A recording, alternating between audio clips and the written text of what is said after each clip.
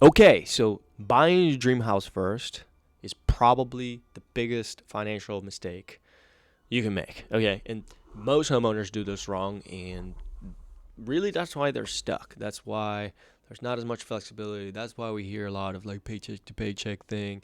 And it really doesn't matter how much you make, it's how much you spend. Okay, so think about it like this. Let's say that you buy a Lamborghini Urus for your very first car. Say you have a good job and you can afford it. You can afford the $5,000. And this is an extreme example, obviously, but let's say you can afford it.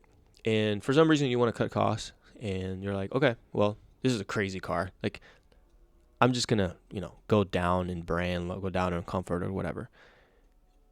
The chances that you actually go to like a Chevy Equinox, like they're very low probabilities, okay? But if you bought a Chevy Equinox and then you went higher and higher, and maybe like an Infiniti, maybe then like a BMW or whatever, and then you got the Urus, then that's an easier. Going up is way easier than going down. Let's put it that way. And I'll give you a real life example of a friend who had already said Infiniti. She actually had an Infiniti. Like, it's one of those little SUVs, like the little Infiniti SUVs, like cute little car. Inside it was sick. It was really nice. It was like, I think it was like a 2020 or something, and it was like a couple years back. So it was like 2020, 2021. I can't remember. And she was mentioning how she had lost her second job and two jobs, and she's paying for an Infiniti. Anyways, it's crazy. But the point is that she had lost a job and she could still afford it, but she wanted to still cut down in costs. Everybody's like, look, there's a couple promotions here, $200, $300, $400 for like Toyotas and Hondas or whatever. And she was like, yes, absolutely. Let me look into that. I'm going to go into dealership and do that. When it came time, it was like a month after, where it came time to, like, I think it was a lease. I can't remember, but it was time for her to like do the swap or whatever, turn it in, get a new car. She got the exact same model, just newer, 2022, and she was paying like $150 more than what she was paying before. So it is really hard to go down. She probably went to the Honda dealership. She sat in the Honda SUVs and the Toyota SUV, and she was like, nope, I'm staying with my Infiniti. And I get it. I understand it. It's like comfort. I get it. I have an Acura right now, but and it's really nice. It's really comfortable. And I used to have like crappier cars, and it was such an easy transition to go higher and higher. I don't think I would go back to my Jetta, for example. I had a Volkswagen Jetta, and I don't think I would go back after this Acura. I probably have to just keep buying Acuras or go to Lexus or something nice like that. So with the house, this is just an example of cars, but with a house, it's even worse because you're paying $3,000, $4,000, $5,000 if you go all out, buy your dream home, max out the debt to income ratio that the bank tells you can afford, and then what now? Like, you're in the best subdivision that you can possibly buy in. What happens if you need to cut down costs? What happens if you need to buy and like kind of downsize for any random reason? Are you really gonna go to a different city? All your friends are in that subdivision. I mean, unless you really have to. There's people that do it because they kind of they have to do it. But if you can somewhat still afford it and just kind of go by, just paycheck to paycheck, it's not fun. It's like, I don't know who enjoys that. It can't be many people that enjoy the paycheck to paycheck stress of all that stuff. So I have an alternative, and take it or leave it, whatever. I mean, I am a realtor, and I kind of deal with this stuff all the time, and most people do max out their debt to income for different reasons. I mean, maybe their income is just not good enough, and that's all they can afford, and there's nothing else. They would have to go to like a completely different city, like 2 hours away, for them to afford something that's 30%. So they have to go the 40, 50% debt to income. But a lot of other people, they could buy in the 30% debt to income, but they decide not to because their friends or family members have bought in around that area, so they have to buy in that area, and then they're stuck, and then they can't even. Sometimes like, hey, let's go on a trip here. It's like, nope, sorry, I don't have enough money. It's like you could have enough money for memories or whatever, but I guess everybody does what they think is best. I'm just seeing if I can reach out to an audience that kind of thinks the same as I do, and maybe they can replicate some of the things I have done, and maybe I can replicate things that you have done that I don't even know about, that make my life better. So, and actually, real quick, if you like the stuff, if you like and subscribe, that would be amazing for the channel. I would really appreciate it. And if you are thinking about like doing this whole house hacking or even just buying your home,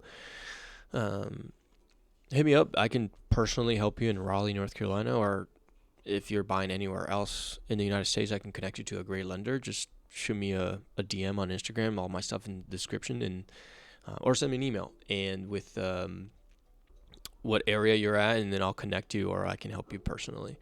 So let's go into what I would do instead. Okay, so let's say that you're approved for $500,000. Okay, you can find 300. I mean, depends on the market, but I'm talking my market, Raleigh, North Carolina. You can buy a $300,000 home, $325,000 home.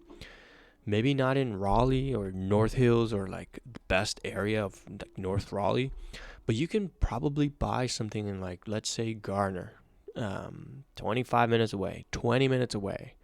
Some parts of Garner are beautiful, and they're close to downtown Raleigh. You're not really missing a lot of stuff to like if you're starting there.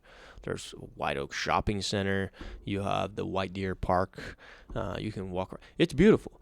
And the houses are $300,000. A nice 3-bed, 2-bath ranch, for example, to start with. Maybe your commute is like 5-10 minutes more, but you're building wealth. You really just need 4 to 5 homes to diversify and to like eventually at some point in 5 to 10 years be like, I think I made it.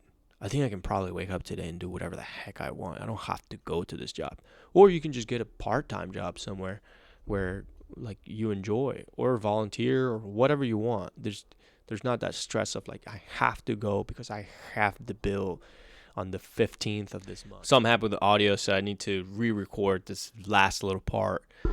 So I was talking about how like you don't have to go to the 9 to 5 eventually.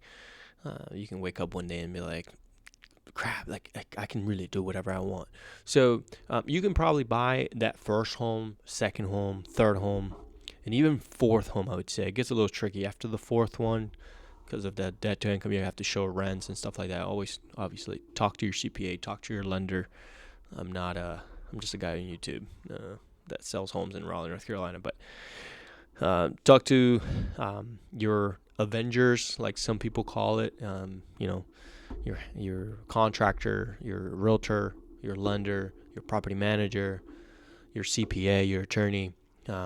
Those people, if you really believe in them, if you really trust them, they will help you go further and further. So the reason why when it gets a little tricky is that debt to income, you have to show like some rents. It's easy enough to do the sneaky rental, it's called, where you can put 5% down because it's your primary residence, and then you move out after the first or 1.5, 2 years or whatever, and then you can buy another one.